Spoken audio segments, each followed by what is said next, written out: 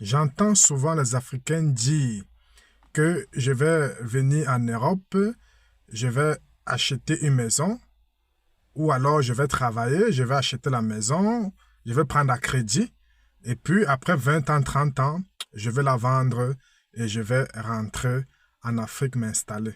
Vous voyez que les Africains ont l'idée africaine de l'immobilier en Europe. Vous voyez un peu donc? Les Africains viennent avec une idée qu'ils ont de l'Afrique. Parce que oui, c'est comme ça que ça fonctionne en Afrique. On te dit toujours, non, il faut acheter, il faut te construire, il faut te construire, il faut acheter une maison, il faut construire une maison et tout.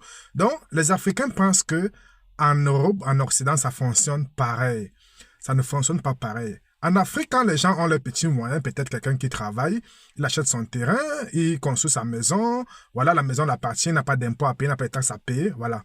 Mais en Europe, les choses sont différentes. En Occident, les choses sont totalement différentes et ça relève de la finance pour bien comprendre comment ça fonctionne.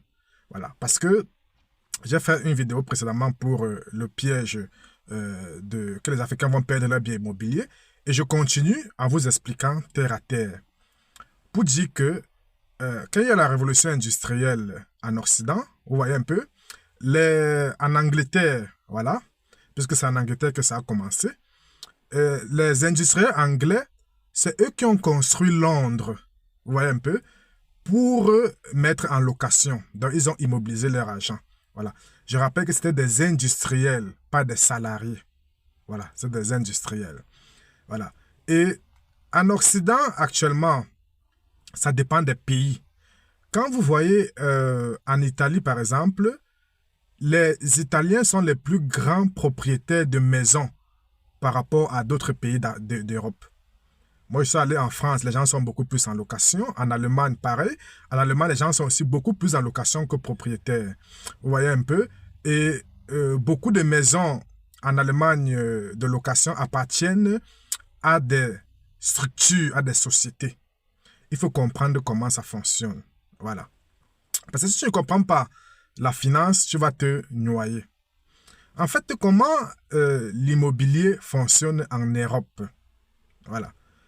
Parce que quand tu achètes ou bien tu prends à crédit un bien immobilier, tu le mets à ton nom. Vous voyez un peu? C'est une erreur de le faire.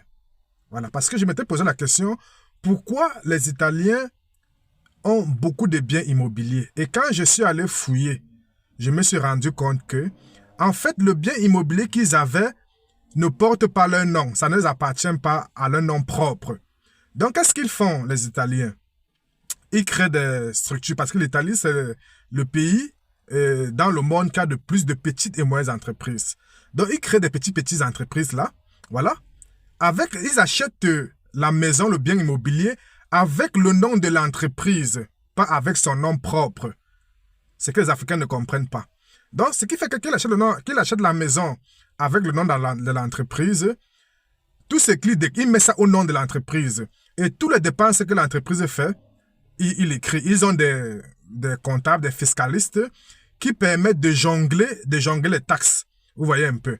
Alors que l'Africain vient, il achète le bien immobilier avec son nom propre. Ce qui fait que ça augmente son patrimoine.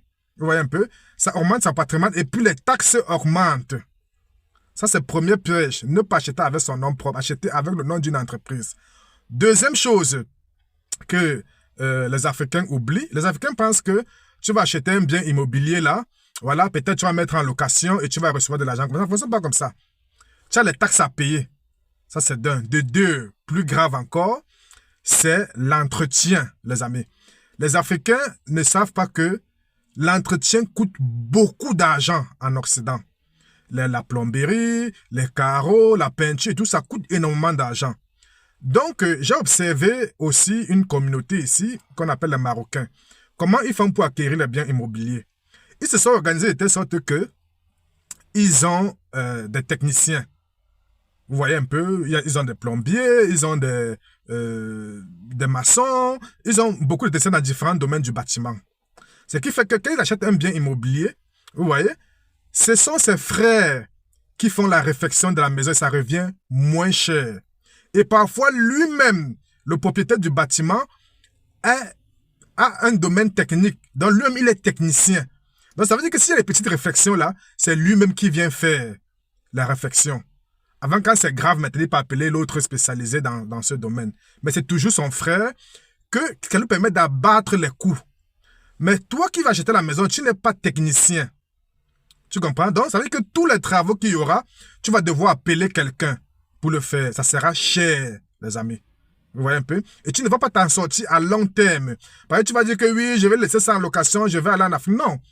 Il faut que, voilà, tu sois technicien. Donc, il faut comprendre deux choses pour acheter un bien immobilier en Occident. Un, il ne faut pas mettre à son nom propre pour éviter d'augmenter les taxes sur toi. Voilà. Deuxième chose, il faut être toi-même technicien du bâtiment. Bref, dans quelque chose dans le bâtiment pour pouvoir t'en sortir. Sinon, ça va pas aller. Sinon, tu vas le regretter amèrement. Vous voyez un peu. Voilà. Donc, quand je vois les Africains venir en Occident avec la pensée africaine, vous voyez un peu, de l'immobilier, c'est très dangereux. Ça veut dire qu'ils ne connaissent pas où ils se trouvent. En Afrique, par exemple, tu as ton bien immobilier, tu ne payes pas les taxes, peut-être maintenant, mais beaucoup de gens ont les maisons à louer là-bas, ils ne payent pas les taxes. Ici, tu dois payer le taxe, mon ami. Tu dois payer les taxes sur le foncier. Tu dois payer les taxes sur le patrimoine. Et quand ça commence, ça augmente tes taxes et tous tes impôts et tout ça là. Tes enfants, tu es obligé de payer plein pot partout, partout. L'école, tu es obligé de payer plein pot parce que on dit que tu as un patrimoine. Alors que ceux qui font ça avec le nom de la société, ils justifient ça déjà dans la société. Ils ont des fiscalistes pour ça. Alors que l'Africain qui achète la maison avec son salaire, parce qu'il est salarié, vous voyez, il ne peut pas faire des manigances financières. Donc, ce qui fait que ça le coince déjà. Un, quand il touche son salaire, il a déjà tout coupé les impôts. Deux, les impôts sur l'habitation, il doit payer. Vous voyez un peu. Donc, il faut bien comprendre comment fonctionnent les choses. Les Africains se lancent dans un championnat sans connaître les règles du jeu. Avant de te lancer dans l'immobilier en Europe, il faut connaître les règles du jeu. Sinon, ça sera un gros piège pour toi. Donc, c'est ce que je tenais à vous dire, les amis. De ne pas vous lancer dans l'immobilier en Europe si vous ne connaissez pas les tenants et les aboutissants. Si vous ne connaissez pas la fiscalité et si vous ne connaissez pas qu'il ne faut pas le faire à son nom propre. Sinon, ça va se retourner contre vous. Portez-vous bien.